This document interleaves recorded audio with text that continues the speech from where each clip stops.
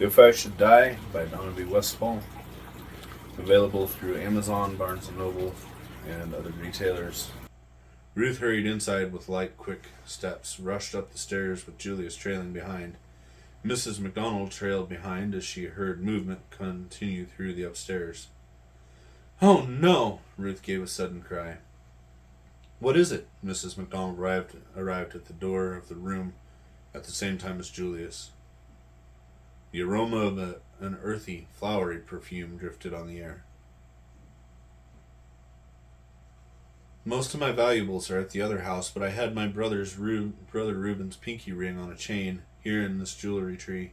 It's gone, and my perfume is knocked over. Someone has rummaged through my dressing table." Sympathy stabbed Julius' heart as he noticed the worried look in Mrs. MacDonald's eyes.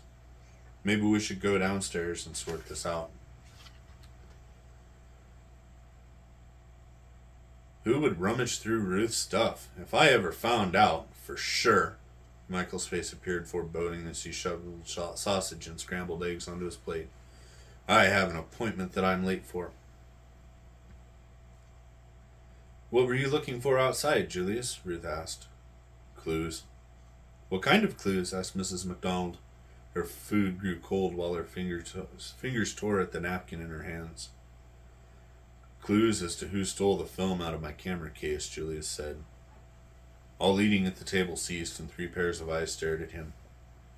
Julius saw the thoughts whirl through Michael's mind. The young man's eyes became shrewd.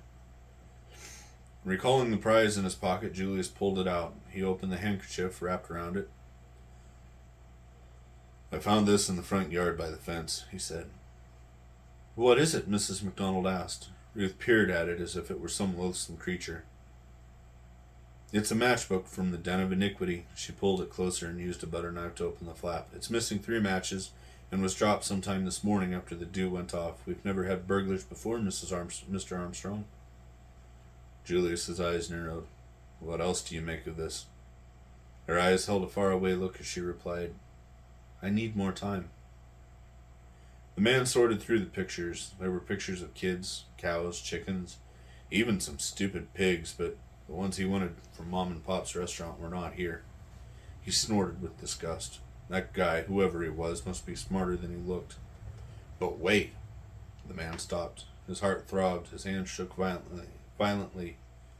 Studying the pictures he held in his hand, a fire began to burn in his insides, slowly at first, then with more intensity. He placed those few pictures on the dresser before him. They were worth more to him than the ones he had been looking for. He dumped everything else in the trash and tried to steady his hands as he picked up the last 3 pictures. Why? The fire leaped in his heart. Why is the only woman I want someone I can't have? He gritted his teeth. There, in an orchard, wearing an everyday blue cotton dress. He saw in his mind her large eyes, the color of a brilliant blue sunset, framed by her long dark lashes. He imagined her soft cheek, her hair. Oh God, why? Chapter 11. "I always get directions right, yet here I am, as if God had stepped in and directed me," Julius said. "So you do believe in God?" Mrs. MacDonald lingered under the maple tree after breakfast was put away and the dishes cleared up. The thief didn't get what he was looking for, but he realized it isn't here. Julius pulled at his lower lip, avoiding her question. "I pray you are correct." Mrs. MacDonald looked up as Ruth joined them. "Do you have the lunch menus?" "Yes, here are today's menus. It says chicken stir-fry for lunch. What do you think? Do you have anything else in mind?" The young woman sat on the bench, the week's list in one hand and her cup of tea in the other. "No, chicken stir-fry sounds good to me," Mrs. MacDonald said as she rose from her chair. "I need to get the laundry out of Michael's room." She hurried off. Ruth perused her list, then after a short pause took a sip of her tea. "I wish we could back up and have last week this week." "Why is that?" "Nothing happened last week. We were blessed with a couple of lake calves and a nice rain shower. Only one drive-by shooting." "Drive-by shooting? Isn't that a bit unusual? I mean, this isn't exactly the hood." People have the impression that out here in the country everyone's peaceable, honest, and love their neighbor. Our neighbors overall are decent folk. However, human nature being what it is, not all people are good. We have our problems, but we tend to take care of them as best we can. Ruth shrugged. Into each life adversity comes, we change the things we can and trust God's timing for the rest. Sitting at his desk, Julius drummed his fingers as he waited for the computer to load. The thief wanted the film. The pictures he'd taken at Mom and Pop's, and it had to involve the last 2 customers at the restaurant. Not rocket science, but he had some digging to do. We change the things we can and trust God's timing for the rest. Ruth's words nagged at him as he rummaged for a pencil in the desk drawer in his room. Stuck in the back of the drawer, he found a tear-stained photograph of a teenage girl, a baby, and a little boy approximately 2 years of age. The words on the back were blurred, but he did not need the writing. He carefully laid it aside. He found the pencil and wrote down names and a few other facts he wanted to check out, based on Mrs. McDonald's story from the day before. Finally, logged into his computer, he navigated to some articles from the local paper, Beetle River County Chronicle. There were some curious transactions recorded in the papers, which by themselves were nothing out of the ordinary. Lots of DUIs, and it seemed like drinkers and fighters went together. The detective tapped the fingers of his left hand while making a note of the number of references. There were also several arrests, many of which were the same offenders. Woman found dead of heart attack grabbed his attention. Philip Meacham called for an ambulance Saturday morning after finding Mrs. Diana O'Brien in a state of unconsciousness. By the time the paramedics arrived, Mrs. O'Brien was unresponsive. She is survived by her estranged husband, Jack O'Brien, a son, Reuben, of Colorado, and a daughter, Ruth, of the same address as the deceased. The paper date was November 3rd, a little over 2.5 years earlier. He scribbled more information in his notebook.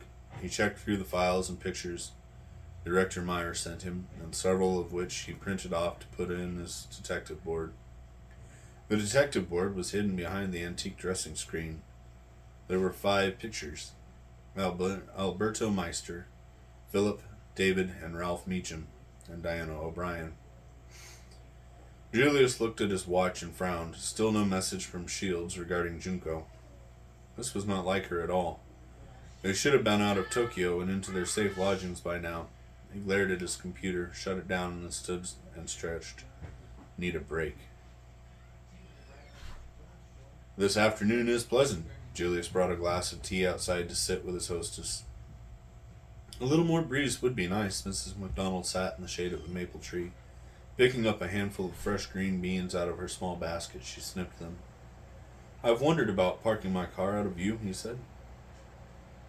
We could move one of Juan's cars to Lewis's for a time. I thought it might remove some of the problem. He put his glass on the picnic table. Maybe, she nodded. Mind if I join you? Ruth sat beside her companion and spread her handwork on her lap. I've been working on this for a present. I don't know if I'll ever get it done. That picture is very detailed. Julius leaned down and examined the work in progress. I've seen large tapestries in museums. I have no idea how people have that much patience. There was a slight pause before he asked, Do you know when Michael will return? Soon, I should think. Ruth chose a skein of blue floss. Julius spoke again. I'm going into town this evening. I probably won't be back until 10:30. Will that be a problem? Shouldn't be. Will you be able to come to worship with us on Sunday? Mrs. McDonald asked. I'll put that on my docket. Oh, there's the prodigal now, Julius said as Sally Lou roared up the drive. I told him I'd help work on Sally Lou today. I've got a few minutes now. Hey, Michael exclaimed as he burst through the breezeway. Guess what? He dropped into a chair next to the table. The Smith's bed and breakfast on the other side of town was ransacked last night. He stared at Julius. Oh, no, the 2 women dropped their projects, eyes wide with shock. Oh, yes, Michael said. What happened? The 2 questioned. Whoever did it didn't take anything, and it was just the guest room. That was it. Thankfully, there wasn't a guest. His eyes narrowed as he continued to stare at Julius. Seems to be a lot of burglars in this country. Julius scanned the treetops. Well, I never. The older woman spoke. The two women picked up their projects and went back to work, shaking their heads over the news.